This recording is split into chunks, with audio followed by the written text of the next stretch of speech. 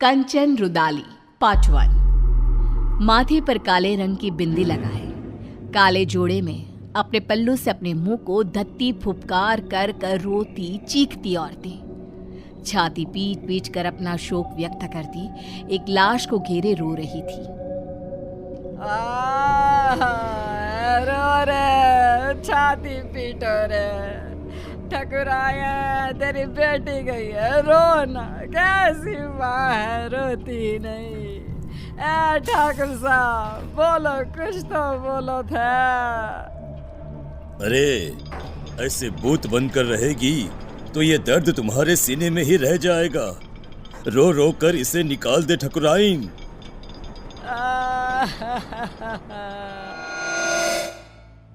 राजस्थान में ये प्रथा सदियों से चली आ रही है। किसी भी राजा या जमींदार के घर किसी की मौत पर रुदाली को शोक मनाने बुलाया जाता था, जो 12 दिनों तक चला करता था। ये किस्सा शुरू होता है राजस्थान के एक गांव बिलासपुर के जमींदार प्रेमनाथ के घर से। ठाकुर साहब के घर किसी चीज की कोई कमी नहीं थी, नौकर चाकर सारी खुशियां, बस था नहीं तो एक बच्चा जो उन्हें पिता कहे। प्रेमनाथ अपने बगीचे में बैठे उदास चेहरा लिए सोचते हैं, कब मेरे आंगन में नन्ही सी जान खेलेगी, कब? अरे इतनी संपत्ति किस काम की है? भगवान पर भरोसा रखिए साहब, वो सबका ख्याल रखता है। कल ही मेरी लुगाई को सपना आया था कि ठकुराइन एक बच्ची के साथ खेल रही हैं। क्या सच में? तो वो श्राप जो हमारे वंश को लगा था? अरे अरे अरे, कितने समय बीत गए ठाकुर साहब, अब काहे का श्राप? कितने दिन ही छिपा करता है, हैं? अब तो आप खुशियां मनाइए।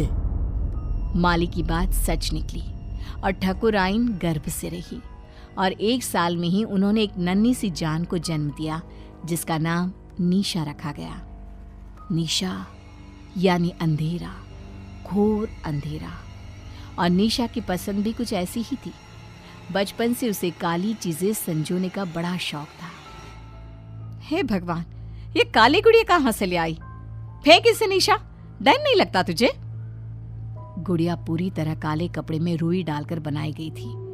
गले में लाल रंग के धागे में एक ताबीज, मानो किसी तंत्र मंत्र के लिए इस्तेमाल में लाया जाता हो। ठकुराइन घबरा जाती है और उस गुड़िया को निशा के हाथ से लेकर नीचे फेंक देती है। तुम्हें कुछ हो जाता तो बेटा? नहीं माँ, मुझे क्या होता? ये डॉल तो मेरी फेवरेट बनेगी। मुझे काला रंग कितना पसंद है, आप जानती हो ना माँ। ऐसी ही कुछ अजीब हरकतें करती निशा बड़ी हुई और आज 18 साल की होने वाली थी। एक दिन बाद ही उसका बर्थडे था। अपने जन्मदिन और मौत के एक दिन पहले वो रात को कहीं से बड़ी देर से लौटी और आते ही अपने कमरे में चली गई। और उस रात की सुबह फिर हुई ही नहीं। आज आसमान कितना अलग सा है ना, कितना घोर अंधेरा है। तुम्हें अंधेरे से कैसा प्यार है लाडो? अमावस की रात आते ही बाहर जाने के लिए बेचैन हो जाती हूँ, पर हर बार की तरह इस बार भी तुम्हें बाहर जाने नहीं मिलेगा। जाओ कमरे में आराम करो। कल जन्मदिन है ना तुम्हारा, बहुत बड़ी दावत रखी है गांव वालों के लिए। छिप कर ही सही, आज तो मैं बाहर जाकर रहूंगी। 18 साल की हो गई हूँ, बच्ची थोड़ी ना हूँ। मेरा बर्थडे तो बाहर ही सेलिब्रेट होगा।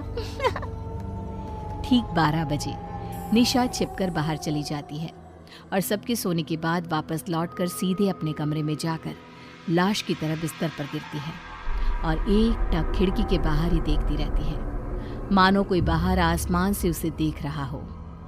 रात के 3 बजे। ओ अंकल, जल्दी चलो ना। निशा के आगे लाइन में लगा हुआ आदमी अपने हाथ को शरीर से अलग कर निशा के हाथ में देता हुआ कहता है, अरे परेशान कर दिया है, अब आगे वाला बढ़ता नहीं तो कैसे बढ़ूं मैं? इस हाथ से उसे नीचे जलते आग में धक्का दे दो। ये सब क्या है? गुनु काका, आप तो पौधों को पानी देते हो ना, आप यहाँ, और हम सब कहाँ जा रहे हैं? और आपके हाथ कैसे कटे? यहाँ कोई किसी का मालिक नहीं और कोई किसी का नौकर नहीं छोटी मालकिन। मौत के बाद तो सब बराबर है, सब। काश काश अपनी बेटी से जीते ही मिल पाते हम। कोई नहीं, तुम मेरे पास आ गई। खैर, देखो हम मर चुके हैं। कल रात ही तुमने भी दुनिया को अलविदा कह दिया। अब तक तो तुम्हारे शरीर को जलाने की तैयारी भी शुरू हो गई होगी। रात को तो मैं घर पर अपने बिस्तर पर लेटी हुई थी। फिर क्या हुआ? काका, ये सब क्या है? मैं सपना देख रही हूँ ना, मुझे वापस जाना है। निशा चारों तरफ देखती है। चारों ओर भूत पिशाच तड़प रहे थे। हमें जाने दो। जल्दी हो गई। काका, काका, मुझे बहुत डर लग रहा है काका। कुछ आत्माएं स्वर्ग और नर्क के बीच में फंसी रह जाती है। ये वही दुनिया है, प्रेत लोग। अब पता नहीं कब तक यहाँ रहना होगा। काका, मुझे बचा लो प्लीज। माली अचानक पीछे पलटता है और निशा को नीचे जलती आग में धक्का दे देता है।